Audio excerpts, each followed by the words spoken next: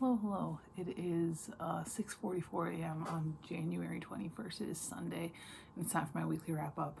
Today was just an extremely meh reading week all around. There was one that was not meh, but it was bad and not good, so that's not great. But I read, I think, 7 books. 1, 2, 4, 5, 6, 7 books this week. The first book I read was a Stephen King book. It was a reread.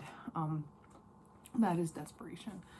So Desperation tells a story about this town in Nevada where there is this police officer that keeps kind of like stopping and kidnapping these people, and there's it's hard to get into it more than that without like spoiling stuff. This book is really unique when it comes to Stephen King books because it is the ultra religious characters are not evil and terrible people, which is interesting. But overall, this book is just extremely meh to me. This is probably one of my least favorite Stephen King books. I don't know if I don't know if it's better or worse than the Tom Knockers and Bag of Bones, because it's been a while since I've read either book, and I've only read both those books once. But yeah, I gave it 3 out of 5 stars, which is generally the lowest rating I ever give a Stephen King book, is 3 out of 5 stars, because just based on kind of the writing and the atmosphere alone, Stephen King always kind of gets at least a 3. But yeah, overall, one of my least favorite Stephen King books. And I sure did reread it, so there's that. After that, I read like a paranormal, I think it's like a paranormal romance series, but this book really had very little romance in it, which was kind of nice. This Kitty Goes to Washington by Carrie, Vaughn. This is the second book in the, I don't know what this series is called. Kitty in the Midnight Hour. That's what the first book was. Kitty Norville, maybe.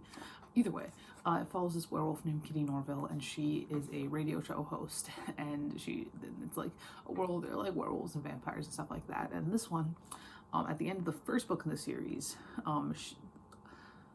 it was exposed that like werewolves, vampires, and everything was real. And now in this book, she's going to Washington D.C. to go talk in front of like a Senate hearing. It was fun, like the series doesn't have a whole lot of romance in it. Like there were a couple of times here, and you can tell that her and this one character are going to be endgame. But mostly it's just a lot of interesting, kind of fun, paranormally urban fantasy lore. That's what it is. And there was the introduction of like a fae court kind of person. There was, kind of the question of like the government stuff. It was all right. It was fun. I gave it 4 out of 5 stars. I think I have more of books in the series in the book wall somewhere. And I'm not, not looking forward to reading them. So I'll be continuing the series whenever I get to it.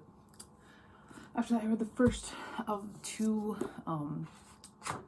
nonfiction books that I read this week, and that was Can We All Be Feminists by eric-udorie. And after I read this, I was like, okay, the question's not, can we all be feminists? Like, can we please? It's like, can we? Like, it's a genuine question.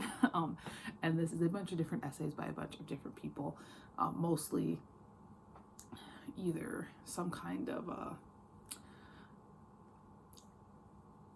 they're not just your regular straight white women is what we're talking here. Like they're either women of color, or they're not straight, or they're a couple of transgender women in here, all that sort of stuff. And they all said some different things.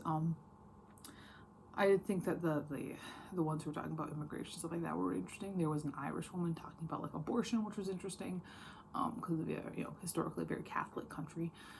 But yeah, no, it was in general. I think I wrote my book journal for the review, or like no. So yeah, this is baby's first inclusive feminism. So yeah, I think it's a good starting point for if you want to kind of dig a little bit deeper. This is an arc. I got it from Goodreads in 2018 when this book came out. Yeah, overall a good kind of basic, foundation here. I think I gave it 4 out of 5 stars. After that, I read a thriller, which was fine. I think maybe this might have been my favorite book of the week. I don't know. It was fast. It was really fast. And it's a domestic thriller. It's The Couple Next Door by Shari, lapena. And this book, this author has been around for a couple of years, and she's been pretty popular. And this is about this couple who they go to a dinner party next door, and like we're talking like the walls are connected, like they're townhouses, and so like they can kind of hear what's going on each other, and they take a baby monitor with them. But they do leave their baby asleep in the house next door. And when they get home at like 1:30 in the morning, the baby's gone. And then they have to, obviously they're horrified, but there's stuff that comes up about both the parents and the police are really not sure whether they actually believe that the parents are innocent or if something happened with them. Like maybe the wife killed the baby, maybe the husband killed the boy, what's going on here. And overall, it was very fast paced. They do let you know about halfway through who actually took the baby, but that's not the end of it. Like there's more stuff happening, more plot twists. I think it's good for what it is. I think it really matches the genre well. I think it does what the genre does, and it's very fast paced. There's a lot of plot twists. You don't really know what's going on. I think I give it 4 out of 5 stars. You know, it was decent. I don't think that Lapena is one of my new favorite authors. I know I have 1 or 2 more of her books in the book wall, and kind of like with Kitty Norville, I'm not looking forward to reading them, but yeah. I read a book with some of my 5th graders. It was my high group that read this book, and that is Stargirl by Jerry Spinelli. It's about a girl who goes to this town with this high school that's very, very concerned with all being the same and all being, you know, all conforming, and she's just different, and it's about people being different, basically. It's okay. I understand why it's stood the test of time. I understand why it's so important to a lot of people. 3 out of 5. After that, I read my second nonfiction book of the week, and that is Before France and Germany: The Creation and Transformation of the Merovingian World by Patrick J. Geary. This is about basically Europe. It starts around where Rome is starting to have its downfall, and then it goes through up until really at the end of this, we're starting to see the church have a whole lot of power. And one thing that I found most important and most interesting about this was how there was some brief literacy in Europe at the time before the church started being so powerful, and then suddenly it was just the clergy that could read. Because when the Romans were taking over, they wanted these people who lived away from them to be able to read at least basic things so that they could like communicate with them better. But then the clergy kind of snatched all that up, and then until Gutenberg had his whole thing, it was kind of stopped. But no, this if like the barbarian tribes, the Goths and stuff like that, talked about. We focused a lot on what would become France. We talked a little bit about Charlemagne, not a lot, but a little bit about Charlemagne, and his descendants, and how none of them were as good as Charlemagne is really what we got there. But yeah, no, we mostly, obviously, because like Germany, as we know today, didn't really exist for a long, long time.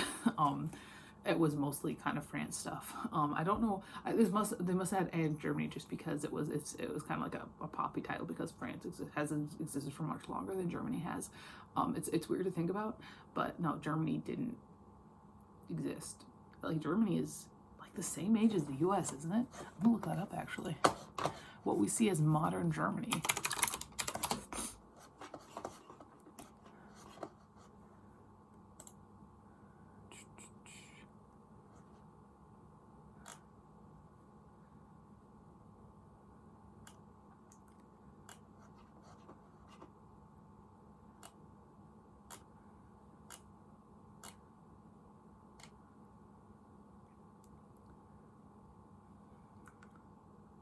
Yeah.